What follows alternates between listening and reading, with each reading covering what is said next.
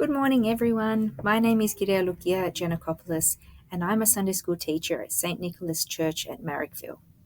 I'm so glad you're all here today to listen to today's story because it's a very important story. It's one of the most important weeks of our church. Today, I'm going to tell you about how Jesus was crucified on the cross. Now, about 2,000 years ago, Jesus and his disciples came into the city of Jerusalem. And the people of Jerusalem had heard that a great king was coming to their city, and they were very excited. They cut down big palm branches and they laid them on the ground like a big red carpet for a king. Some of them even took off their big cloaks, which are like big jackets, and they laid them down on the floor too, because they wanted to show their love and respect towards Jesus. Jesus came into the city riding on a donkey. When the people saw him, they waved their palm branches out, saying, Hosanna in the highest, blessed is he who comes in the name of the Lord. Now in the icon, we can see Jesus on the donkey, and we can see the people holding branches to wave. We can also see little children putting their clothes on the ground. Well, this is what we celebrate today. That's why we call today Palm Sunday. We do exactly what the people did so many years ago. We cut branches of palm trees and we decorate the inside and the outside of our churches. The priest also gives us a cross made out of a palm leaf.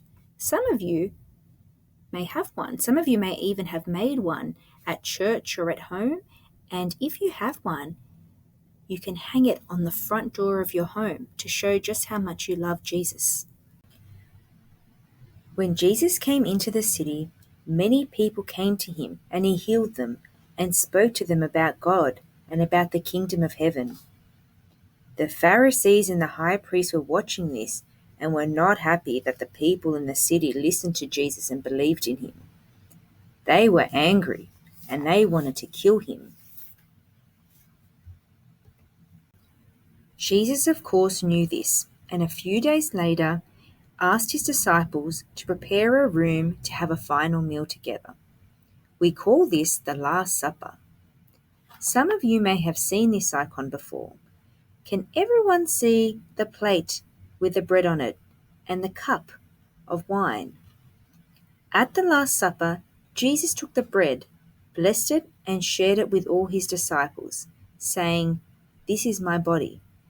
He then took the cup, blessed it, and shared it also, saying, "This is my blood." During the Last Supper, he also told his disciples that one of them would betray him and give him over to the soldiers. Jesus knew that it would be Judas.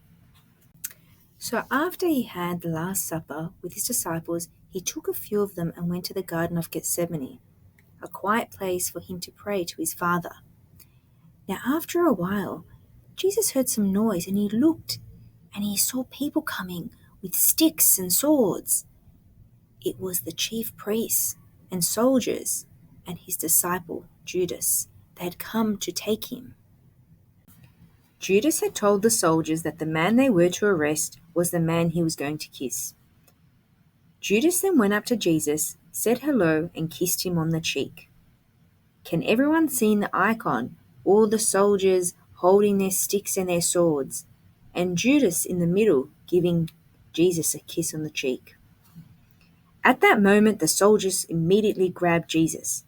Peter, one of Jesus' disciples, wanted to protect Jesus, and he grabbed his sword and cut off one of the servants' ears. Can everyone see in the corner, bottom right-hand corner, St. Peter holding down a servant and cutting off his ear? However, Jesus told Peter to put his sword away, and he explained to him that if he needed help, he would have called his Father in heaven to send down angels to save him, but he didn't, because Jesus knew this was meant to happen. Jesus then touched the servant's ear, and it was healed. The soldiers took Jesus to the high priest. He was called Caiaphas. Now Caiaphas wanted people to come and lie about Jesus so he could have a reason to kill him, and 2 people came and did say 2 lies. Now Caiaphas said to Jesus, "Are you saying you are Christ, the Son of God?" And Jesus said, "Yes, I am what you say." Caiaphas stood up. He was angry. He said, "He has spoken blasphemy." And the people all agreed. They said, "Yes, he is guilty. He is guilty." The soldiers then tied him up and took him to the big Roman governor called Pontius Pilate. Can everyone see in the icon the man sitting on the chair wearing red with the blue robe and with a crown? That's Pontius Pilate. Pontius Pilate asked Jesus many questions, but he could not find anything wrong with what Jesus said. There was a tradition at the time that Pontius Pilate would release one of his prisoners. He would let them go. And so he asked the people, did they want him to release Jesus, who had done nothing wrong, or another prisoner called Barabbas, who was a murderer? The people of the city, who were the same people who had welcomed Jesus into the city a few days before on Palm Sunday, shouted, "Free Barabbas! Free Barabbas! Crucify Jesus! Crucify him!" The soldiers immediately took Jesus, grabbed him and took him into the yard, removed his clothes, and placed a purple robe on him. They then made a crown of sharp thorns for his head and gave him a reed in his hand to hold. They spat on him, they beat him, and even teased him, and when they got tired, they took him to a place called Golgotha to crucify him. Can everyone see in the icon those soldiers? And can everyone see Jesus holding a heavy cross, the cross that he was going to be crucified on? There they nailed Jesus to the cross. Jesus was not angry with the soldiers, all the people that had wanted him to be crucified. In fact, he asked his Father in heaven to forgive them. All the people that loved Jesus were very sad. Jesus had done nothing wrong, but they had put him on the cross.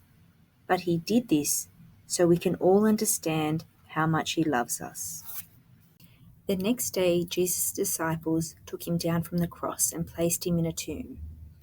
There, they put special perfume on his body and wrapped his body in a very special cloth. Now, the story does not end here.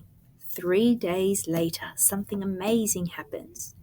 And this is what we celebrate next Sunday. And it's the biggest event that we have in our church, the resurrection of Jesus, when Jesus comes back to life. Now, I'm not going to tell you much more about that. We'll speak about that at the next lesson. But thank you for sitting so patiently and listening to today's Sunday school lesson. I have left some activities at the end where your parents can click on the links. So you can do, there's a colouring in sheet, there's a sheet about how to make a cross that you can have some icons to cut out, and also some instructions on how to make these Palm Sunday crosses. If you don't have a leaf, maybe you could use cardboard. Thank you, and we'll see you next time. Bye.